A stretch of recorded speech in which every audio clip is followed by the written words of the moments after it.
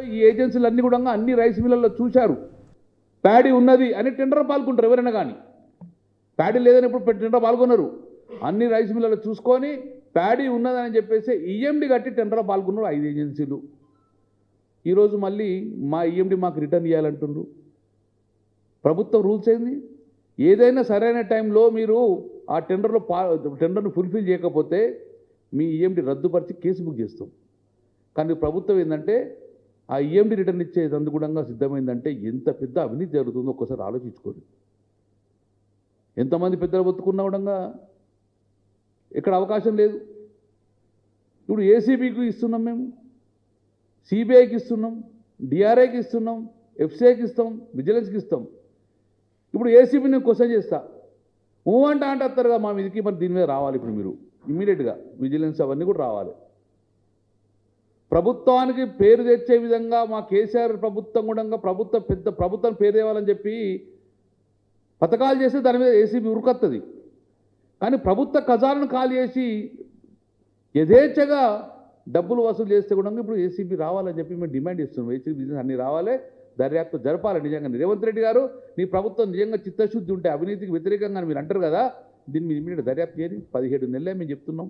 ఎందుకు దర్యాప్తు సంస్థలు ముందుకు వస్తలేవు? ఎందుకు దీని ఎంక్వైరీ జరుగుతలేదు? ఏంటి లాలూచి? ఎక్కడ లాలూచి జరుగుతుంది మాకు తెలియదా? ఎవరు దీన్ని ఇన్వాల్వ్మెంట్ తెలియరా? మేము ఒకటే డిమాండ్ చేస్తున్నాం, ప్రభుత్వ ఖజానాకు రావాల్సిన డబ్బులు ప్రైవేట్ ఖాతాలకు వెళ్ళింది. దీన్ని ఇమ్మీడియట్గా ప్రభుత్వం యొక్క డబ్బును రికవర్ చేయాలి, యాక్షన్ తీసుకోవాలి. మేము పోరాడుతూనే ఉంటాం.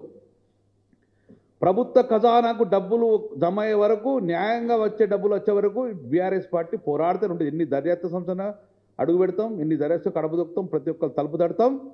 ఎట్టి బస్సులో ఈ యొక్క ప్రభుత్వ ఖజానా గండిపడ్డ అంటే ఎవరైనా దోషులు ఉంటే డెఫినెట్గా వాళ్ళను శిక్షించే విధంగా మేము వెంబడబడతాం. ఇది క్లియర్గా ఇప్పటి వరకు ఇప్పుడు సిబిఐ ఈడీ కూడా పంపిస్తున్నాం, డిఆర్ఐకి ఇస్తాం, హైకోర్టుకు పోయినాం. పెద్ద బాధ ఏంటంటే ప్రొసీజర్ ప్రకారము పంజగుట్ట పోలీస్ స్టేషన్లో 2024 సంవత్సరంలో అయితే ఇంతవరకు ఎఫ్ఐఆర్ ఇష్యూ కాలే. ఎందుకు భయం? ఎఫ్ఐఆర్ ఇష్యూ చేయొచ్చు కదా. వాటిగానే మా వాళ్ళ ఒక ట్వీట్ను ఫార్వర్డ్ అయితేనే తీసుకుపోయి దగ్గర 15 రోజులు జైలు వారేసిండ్రు మా వాళ్ళను. ఎఫ్ఐఆర్ ఇమ్మీడియట్గా అయిపోతుంది. అప్పుడు దాని తర్వాత హైకోర్టు ఆశ్రయించాం, ఎఫ్ఐఆర్ కాలేదని చెప్పేసి 17 సార్లు అది ప్రభుత్వం కూడా కౌంటర్ దాఖలు చూడడం ఇంతవరకు దాఖలు చేయలేదు. ఎందుకు భయం మీకు? ప్రభుత్వ ధనం దుర్వినియోగమైంది, పెద్దల చేతులకు చేరింది, మధ్యవర్తుల చేతులకు జరిగింది, ఖజానాకు గండి పడ్డది. దేశంలో ఎక్కడ లేని విధంగా ఈరోజు ఈ స్కామ్ జరిగింది. కాబట్టి ప్రభుత్వంకు ఎన్నోసార్లు విన్నవించుకున్నాం, ఆన్ రికార్డ్ ఆఫీషియల్గా అసెంబ్లీలో మాట్లాడినాం మేము. కానీ ఇంతవరకు దర్యాప్తు జరగలేదు, ముందుకోలేదు. కాబట్టి మాకు దర్యాప్తు సంస్థల నమ్మకం ఉన్నది, కోర్టుల మీద నమ్మకం ఉంది. మేము కోర్టు ద్వారానే వీళ్ళని శిక్షిస్తాం.